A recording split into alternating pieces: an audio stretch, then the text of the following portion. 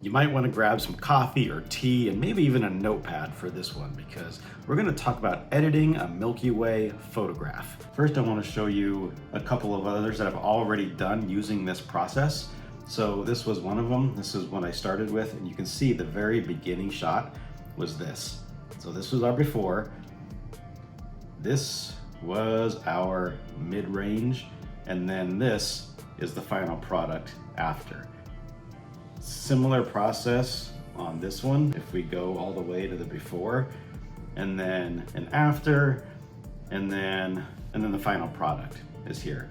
So what I want to do is try that process on this photograph. This photo was just as the Milky Way was coming up. You can kind of see it right here just behind this serpent. This is a metal serpent sculpture in the Anza Borrego Desert in California. So this is a fully raw photo. I haven't touched a thing yet. This is straight out of the camera. We can kind of see that there's a little bit of Milky Way right here. It was just coming up over the horizon, and the horizon is bright from lights way off from a town. First thing I do on a photo like this when I'm working on a Milky Way photo is come all the way down here to the optics section. And I'm going to enable lens corrections, and that's just gonna adjust for the lens that was on the camera. I'm going to click remove chromatic aberration. We probably don't have that problem here, but it's a single click, so why not? And then after I have those two things done, I'm going to head on up to the white balance section. I'm going to adjust this a little bit. You see we have it set as shot here. And this is going to vary picture by picture and depends on what you have and what you've wound up with. I might increase the temperature of this just a little bit just so we can start to see if it'll pull out some of the colors in the galaxy.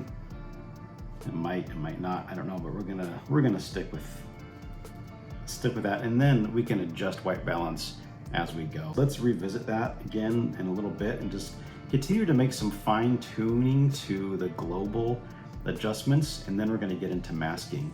So what I would do is I might come into exposure just a little bit and just start to increase the exposure.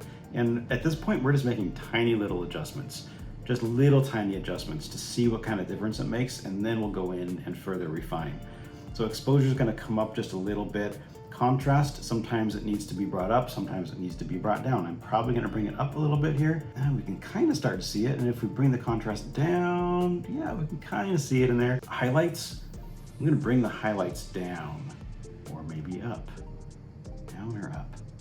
I'm going to bring the highlights down. Typically that'll help us separate out all the other highlights, and we can feature that galaxy a little bit later. I'm gonna leave shadows alone at this point. I'm gonna come down to whites, and I'm gonna increase the whites quite a bit.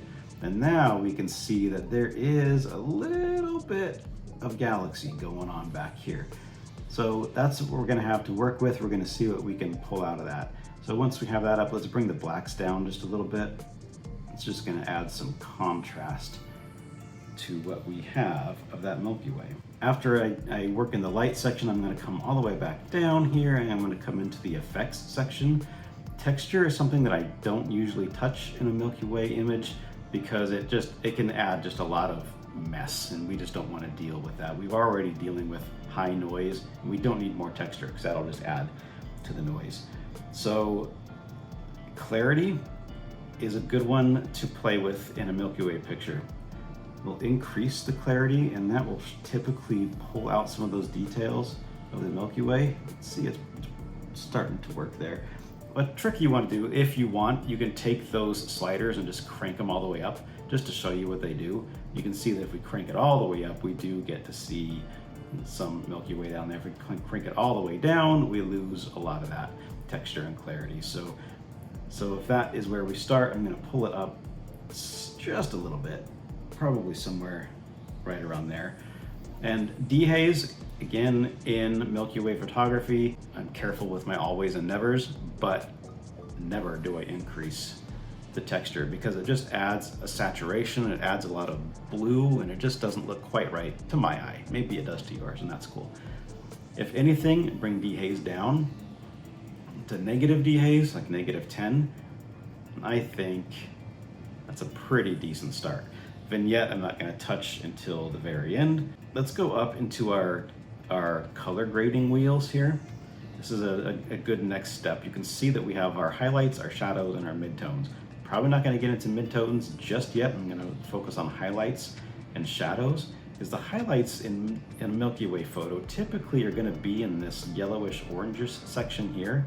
What we can do is grab this little center wheel, little center circle here, and then kind of pull that out up into that orange area, and you can see what it does to the image. You can see how it's just kind of changing subtly the highlights in the background there. You can see if we do it like all the way into the blues or into the greens, you can really see the change. So I'm just going to kind of keep it into the oranges, maybe right about here, and then you can adjust the luminance of that highlight. So you can pull it down or bring it up. I'm going to bring it up just a little bit. And shadows, since Milky Way is visible at night, that's typically a cooler shadow and a cooler color is blue. So I would take our little circle, pull this into the blue just a little bit, and then we can adjust those later as we need to. That's a start. So from here, once we have these effects done, I'm going to go into our masking section over here and click into masking, and then I'm going to select the sky. Maybe we can work specifically on the sky, but there's a little thing that I like to do when I'm working with skies, especially on a night sky like this, where we have just a lot of contrast between the horizon, is remove a section at the horizon so there's a nice little gradient, so we don't have that harsh weirdness that happens oftentimes in a photo from the sky to the foreground. So what I want to do is go into subtract. I'm going to subtract with a linear gradient, and I'm just going to click somewhere in the foreground, probably, I don't know, right around down here. I'm going to pull that linear gradient up, and that's just going to create just a nice blended line between the sky and the horizon, so we don't have any weird lines or highlights or halos or anything like that. So now that we have that, we can work directly with our sky. I'd probably start with bringing down the exposure just a tiny little bit. I'd bring up the contrast and check and see how that looks. Also pull it down a little bit, see if I like that better. Highlights, down or increased, down or up. I might bring the highlights up just a tiny little bit. Just pull the whites up and the blacks down to kind of give that night sky just a little bit more of a pop. All right, now we've got something to work with here. It's coming out a little bit. This is good. Temperature in the sky. Again, this is really tricky because it's nighttime, so it's not typically warm. We do have some of that glow from city lights way in the distance here. So we could up that temperature a little bit, and that's gonna pull out a little bit more details in the galaxy. So I think that part looks pretty good. Sometimes tint, if there's too much green in your galaxy or in your sky, pull up the magenta a little bit. And again, just a little bit, like between like 3 and 10, probably not much more than that. And saturation, you can increase the saturation of that sky and see what that does. But again, be really careful because they start to look just really over processed real fast with these sliders, and especially saturation. So just be careful. I think we can bring that up just a little bit. And we can come down into our effects section. Remember, we're still working on our sky mask, so we can take clarity and move that up again just a little bit, doing just the sky. And dehaze, again, I might just pull that down just a little bit. Kind of gives that sky just a little bit of texture. You can see we kind of have, like, for some reason, we kind of have some shadow and shadow haloing around this serpent head. We'll deal with that a little bit later. Right now, we won't, but we will address that. We've made some adjustments to our sky mask. So here's another thing you can do in Milky Way. You can create another mask, create another linear gradient, and just pull it from the top down. And so that way we can make, the top portion of the sky darker so that it looks a little bit more realistic, I guess. So let's take our linear mask, drag it down. You'll see that it does highlight part of that dragon head, but that's pretty easy because then we can subtract from our linear mask. We can subtract with either an object or a color range. Let's try subtracting a color range and then just clicking on that black of the dragon head. And then it'll subtract everything else. So then we have pretty good linear gradient selected there. You can see it did leave a little bit there. So actually Actually, what if we deleted that color range and we subtract with object? And then we get our object brush here, and then we can just paint around that object that we would like removed from this mask. Just kind of paint a circle around it, and obviously it can look as good as a 2-year-old finger painting, and it'll get the job done. There we go, much better. So now we have that linear gradient selected, the serpent head is not selected, and then we can pull down that exposure in the sky just a little bit so that we kind of get that that spacey look and feel. You can pull the blacks down a little bit if you want. So now we're starting to get a feel for that Milky Way there. If you want to kind of see where you started and get your before, you can hit your little backslash, which is right above your enter. And then, so there's our before, and then our after, we are here already. And so that sky to me is looking maybe a little oversaturated, or I don't know, it looks like it needs a little bit of work still. I might do some dehaze work on that in a little bit. But for now, it's gonna work. So now that we selected our sky, I want to work on our foreground here and just see what kind of dynamic range was captured by the camera. How much do we have to work with in these shadows? I'm guessing it's not a lot, but it might be enough to just bring out just a tiny bit of detail in the foreground. And if not, we'll just leave it as a shadow, a silhouette, because that's kind of cool too. So if we duplicate and invert our sky mask, then it's going to select everything that is not the sky. And there's a couple ways we can do this. We can take our shadows and pull our shadows up. We gotta be careful because there'll be a lot of noise in this photo. This was shot at ISO 2000, I think, so we're gonna have quite a bit of noise on a Canon full frame. And those Canon full frames don't handle noise really, really well. Some of the newer Nikons, Sonys, the newer mirrorless models, you can pump up your ISO to 12,000 and really be okay. I'm at 2,000 on this Canon, and we have some noise, but it's okay. We're gonna deal with it. So it's not a huge problem, but it is something that we need to keep in mind. And when you increase your shadows, you really expose the noise in a photo. So keep that in mind. Also, we can increase our exposure and just see what we have to work with. We can pull it up just a tiny little bit, just to give a little bit of detail in that ground, and that's gonna be plenty. We're just not gonna push it much more than that, and we're just gonna deal with that, and that's gonna be just fine. We're still in our masking segment here. Another trick that you can do, this doesn't always work or doesn't always look good, but sometimes it does, so we'll try it here just to show you, but we can create another new mask, and I wanna create a brush mask. I want my feather to be all the way up, my flow to be all the way up, and my density somewhere in the middle. I don't know, 30 to 50, somewhere in there. And then we're just gonna paint around this area of the Milky Way. I'm gonna paint here, and let's paint down here. You might hear my neighbors making a smoothie, but that's fine, right?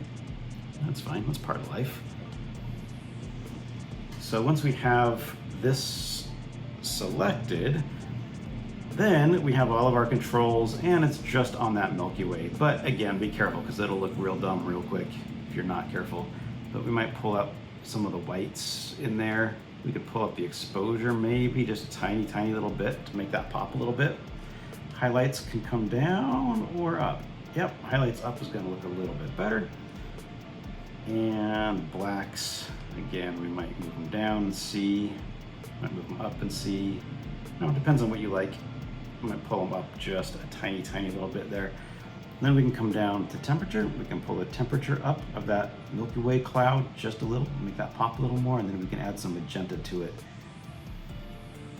Something like that, looks pretty good. Clarity.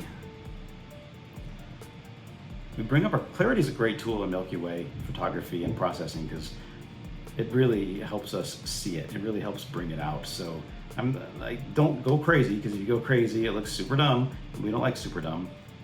We like cool. So if we bring that up just a little bit, then we stay in the cool section and don't cross into the super dumb section. It's a rule, don't be super dumb. With masking, that might be about all we want to do for now. And so now let's go back into our global edits. We just want to fine tune some of this. The first thing I might do is come all the way down to dehaze. And if we bring that dehaze down even more, just add a little bit more negative dehaze, just gonna make it look a little less chaotic, a little less saturated. So I think that's about as good as we're gonna get for right now. And we're still gonna deal with this shadow around the head, but I'm not gonna do that yet. But this part sometimes this is controversial in photography, sometimes it's not. But in this case, I am gonna use Lightroom's denoise function, because if we zoom in on this, let's just like zoom in on this tongue, look at that. We've got some serious noise going on in this photo.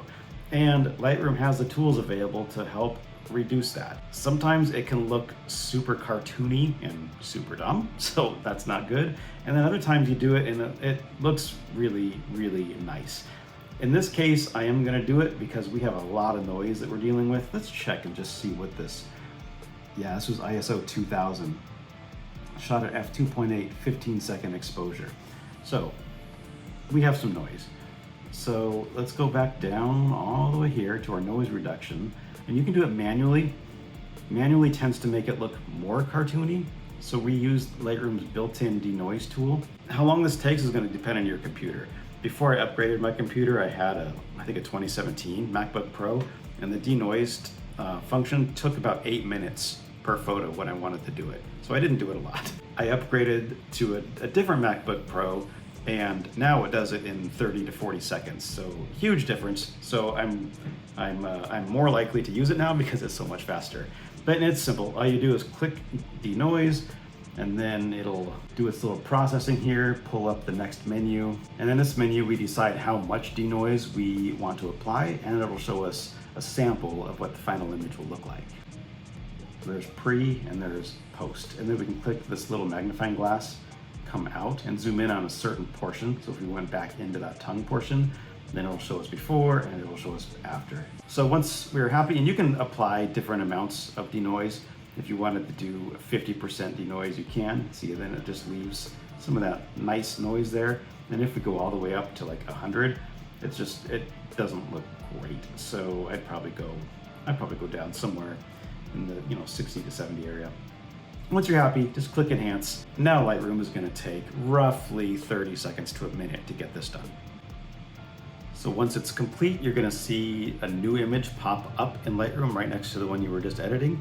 So just click on that new image, and then you have your noise reduction applied image. It's exactly the same. It's still a raw file, and it still has all of your masking and all of your edits.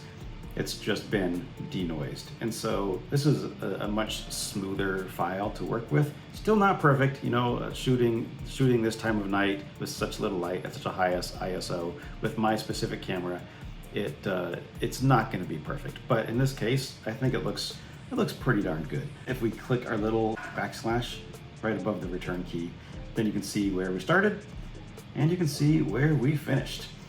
But we're not finished yet. We're getting there, but we're not finished yet. At this point though, let's address this black shadow around the head. I don't know exactly why it happens, but let's fix it with a mask. So we're gonna create a new mask. It's gonna be a radial gradient. And we are gonna draw a circle that kind of fits in with that area. It'll be roughly like that. And then we're gonna subtract the object that's within there, and then we're gonna draw like we did last time. We're gonna paint around our dragon head here. And we're just gonna remove that from our mask, and then we're just gonna have that shadowed area selected. And it'll look something like that. And then we can just come down to our exposure and just pump that up a little bit just until it starts to match. There we go. Pretty simple little fix, but that's one of those things that if you don't notice it, it's fine. It's not a huge deal, but it just kind of adds that finishing touch to a photo. And we could probably do it back here too. You may not worry about it too much. You could be finished at this point. This next section is done in Photoshop. So if you have Photoshop and you're able to open your photograph in Photoshop from Lightroom, this is going to be super useful because this is a really nice finishing touch to a Milky Way photo. If you don't have Photoshop or don't want to deal with Photoshop, that's fine. Then I think we're in a pretty good spot and you can export your photo from here and be pretty proud of it. If you do have Photoshop, let's do this. We're going to right click on our photo and edit in Photoshop. Okay, now that you're open in Photoshop, here's what we do.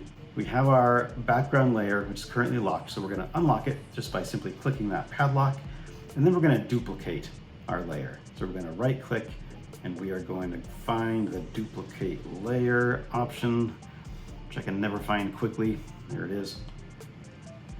Duplicate layer, doesn't matter what it's called right now. So now our layer is duplicated and it is selected. Here's what we do. We're gonna come up into our select menu and we are gonna select color range. In color range, we are going to select highlights. Come all the way down here to highlights. And we're gonna change these numbers. And this is gonna vary based on your photograph. A good place to start is somewhere around maybe 40 to 50, somewhere around here. And then our range, somewhere around 130 to 150. You can see what is selected on here. So right now it's selecting essentially all of the sky that's highlighted. So if we pull that up a little more, because we really just want these super highlighted parts, and especially the Milky Way, and that might be as good as it gets here. Yeah, somewhere around 190. Okay, so once we have that done, we are gonna click OK. Now we're gonna go up into select again, and then we're gonna go down to modify. And then from modify, we are gonna go down to expand. And we're gonna expand these by 2 pixels. That might be the default, you might have to enter in the number 2. Expand by 2 pixels and click OK. Your image is gonna look like this. Don't panic, we're all good. We're gonna go back up into select again, into modify again, and from there we're gonna go down into feather. And this is gonna be 1 pixel. Again, you might have to put the number 1 in there, but it might be the default. So make sure that is 1 pixel and click OK. Finally, we're gonna come up into filter. We're gonna come all the way down here to other. We're gonna come into minimum. Now, here we want our radius to be 2.5 pixels. Good. And we want to preserve roundness. It might be the default of squareness. Change it from squareness to roundness, radius of 2.5 pixels. And click OK. And then we're going to just deselect everything. With everything deselected, you can see that it's already made a really nice difference. It's really softened that sky in the background. The final step is to, let me zoom in a little bit maybe so we can see a little bit better, but come up here to opacity. Opacity is currently 100% on this layer, and let's just bring it down. Just take that slider and pull it down until it looks good to you. We're gonna see some more of those background stars pop out. If we go all the way down, then we're just back to where we started, and we just pull up that opacity to whoever looks good and right to you. I'm probably gonna be around 45% here. Then we zoom back out again. Looks pretty cool. Looks pretty good. I might increase that opacity a little bit more, maybe 60%, somewhere around there. And that's it. That's essentially going to bring us to our final photograph. Let's select both layers here while we're in Photoshop, right click, and then flatten image right here. That's just going to combine everything back into one layer, and then we just close our image, hit save, and it's going to open up in Lightroom again. So when we're open in Lightroom again, we can select our photograph, and then we can just see our progression that we made. We ended up here. We started in this image that looked like this before. So we started here, we went to our mid-range here, we did our noise reduction and ended up here and removed our dark halo around the serpent head, and then went into Photoshop and made some finishing touches to land here. And I think this is great. We can see the Milky Way. It's a nice soft sky it blends well with the foreground. And the cool thing, it's a single shot. We didn't have to make a composite. We didn't have to take multiple images and blend them together. This is all editing a single shot. So I think it's pretty cool. I think this one worked. It may not be as impressive as some of these other ones. This Jeep one, I think, turned out super well. And then kind of unique is this friar sculpture. There's our dragon. I think she turned out pretty darn well. Let me know what you think in the comments. Thank you for being here. Please subscribe to the channel and check out one of these videos next.